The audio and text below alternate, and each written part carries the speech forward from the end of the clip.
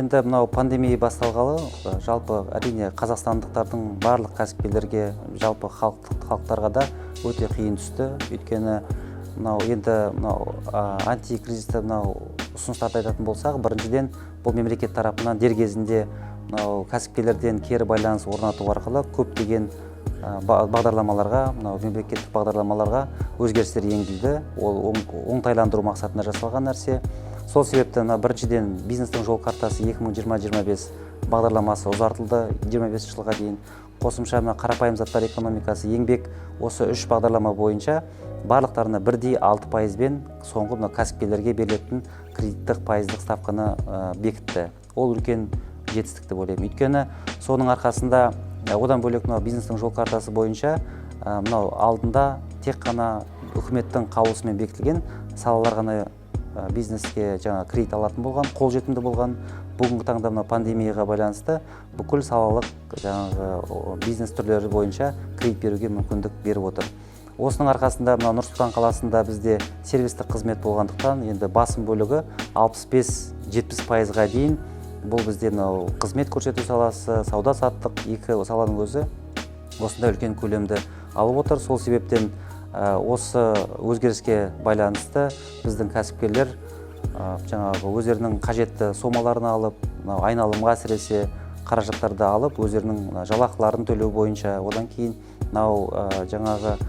кредиттерін жабу бойынша шығындарын төлеп, бүгінгі таңда өз жұмыстарын жалғастырып отыр. Бастапқы мақсат бізде бүгінгі таңда жұмыс жасап отырған кәсіпкерлерді сақтап қалу, әсіресе жұмыс орындарын сақтау, қосымша жұмыс орындарын құру бойынша жол картасы, қосымша жұмыспен қамту жол карталар құрылды. Осы бойынша Нұр-Сұлтан қаласының өзінде біршама нысандар, инфрақұрылым, жол, әлеуметтік нысандар соғылып, осының арқасында көптеген жұмыс орындары құрылды қосымша.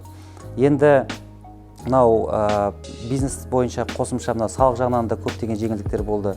Екінші дәрежелі банктерде кредит алған азаматтар бойынша олардың төлемдерін 3 айға шегеру, одан кейін әсіресе мемлекеттік мүлікте отырған азаматтарға толығымен 2021 жылдың соңына дейін қазір жалдама салықтарынан босатылып отыр.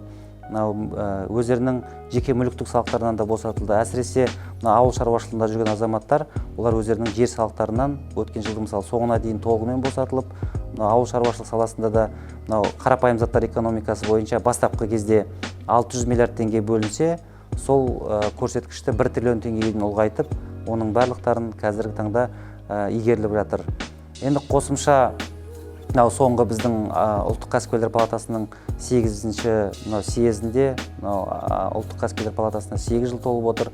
Осы қысқа мерзімде кәсіпкерлерге көптеген көмектер беріліп, жүздеген заңнамаларға өзгерістер енгізілді. Осылардың бәрі осы кәсіпкерліктерді қолдау мақсатында жасалып отыр. Әрине, әлде қайда карантиннің себебінен әсіресе Нұр-Сұлтан қаласында да біз байқап отырмыз, көптеген кәсіп түрлері демалыс күндері жұмыс жасай алмай, олардың табыстарының басым бөлігі осы демалыс күндері 50%-ға дейін жетпей отырғандықтан, біз олардың бәрінен жеке-жеке ашық платформасын даярлаған сәттен бастап, оларға бизнестің түрлері бойынша жергілікті атқарушы органдармен, қаладағы бас дәрігермен әр аптада бір рет кемінде кездесіп, онлайн жиналыстар Zoom арқылы өткізгенде, осы кері байланысты орнату арқылы бүгінгі таңда барлық бизнес түрлері жұмыс жасап тұрып айтуға болады.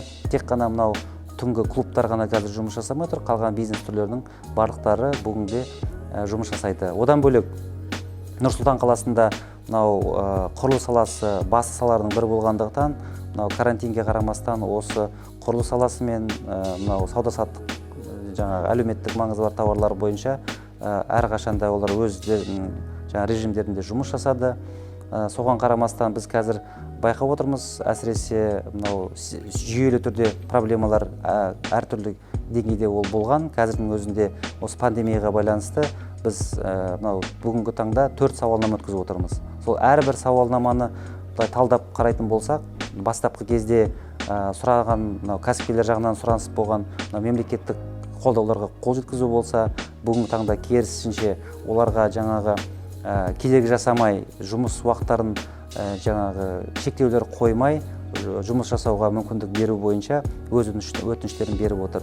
Одан бөлек қазір біз байқап отырмыз, мынау әсіресе екінші дәрежелі банктерде кредит алған азаматтар бойынша соларды ұзарту, қосымша алдында алынған кредиттерді қайта жаңартып кредит беру сияқты ұсыныстарын айтып отыр. Осылар бойынша біз қазір жұмыстар жасап, жүйелі проблемалық сұрақтарды біз үнемі ұлттық кәсіпкерлер палатасына орталыққа жинақтау арқылы, одан кейін олар өз дер кезегінде жаңағы үкіметпен келіссөздер жүргізу арқылы осындай көптеген бағдарламалардың бәрі өзгерістерін оңтайландырып отырады.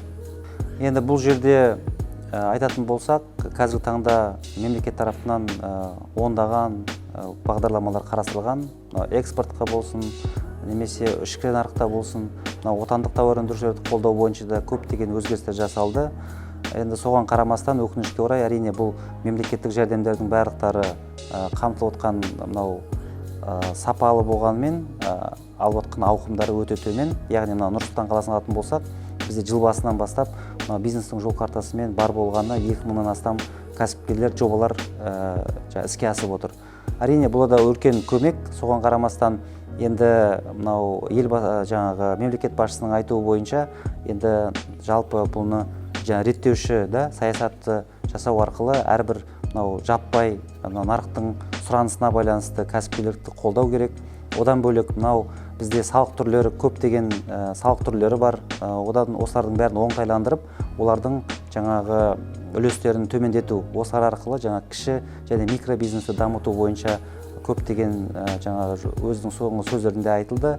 Одан бөлек қазір біз байқап отырмыз, салық түрлерін жалпы алатын болсақ, әсіресе микро және кіші бизнесте орташа 34% құрап отыр. Осы көрсеткішті қазір қуантарлық жағдай, мемлекет басшысы 34%-дан 25%-ға дейін түсіру бойынша тапсырма берілді. Бұл бойынша жылдың соңына дейін осы заңнамаларды қабылдап, келесі жылдан бастап іске асырылады деген үміттеміз. Одан бөлек бізде келесі жылға 2022 жылға қарапайым заттар экономикасы мен бизнестің жол картасына 1 триллионнан артық қаржы жұмсалатын туралы айтылды. Бұлдың өзі қазір екі ойлып жүрген азаматтарға, өйткені биыл алатын болсақ, пандемияға байланысты көптеген кепілсіз кредиттер беріле бастады банктерден. Оның бәрін кепілдікті мемлекет өз мойнына алып, 85%-ға дейін кепілдіктер жасалынған болатын. Енді бұлардың бәрі әрине қазір бизнестің жол картасының басты инструменттері 5 жылға дейін субсидияланады бұл қаржылар. Егер де қаржыны уақытылы қазір бөлмейтін болса, әрине бұл өзі қосымша кәсіпкерлердің мойындарына басынып, уақытша болса да, ол 15-16%-бен жабу деген айына ол өте ауқымды сума болғандықтан, осындай қаражаттар бөлініп, дер кезінде іске асыратын болса, оның өзі үлкен жеңілдік кәсіпкерлерге. Сонымен қатар бізде бастапқы кезде айналымға бөлінген қаражаттың сумасының өзі осы 21 жылдың соңына дейін созып отыр. Яғни 8%-бен айналымға қарастырған қаражат, бұл ұлттық қордан бөлінген сома, осының өзі қазір толығымен игеріліп жатыр.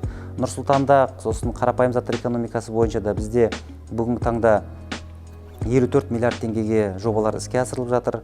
Олардың басым бөліктері әрине құрылыс саласында, одан кейін әлеуметтік мектеп, балабақша деген сияқты салаларға жұмыс жасап отыр. Өйткені осыдан 3-4 жыл бұрын жергілікті атқарушы орган тарапынан Нұр Сұлтан қаласында инвестициялық жобалар арқылы, инвестициялық келісім шарт арқылы деп айтсақ та болады, тегін жерлер бөлінді осы арнайы мектептер соғу бойынша. Өйткені халықтың саны жылдан жылға артып келе жатыр.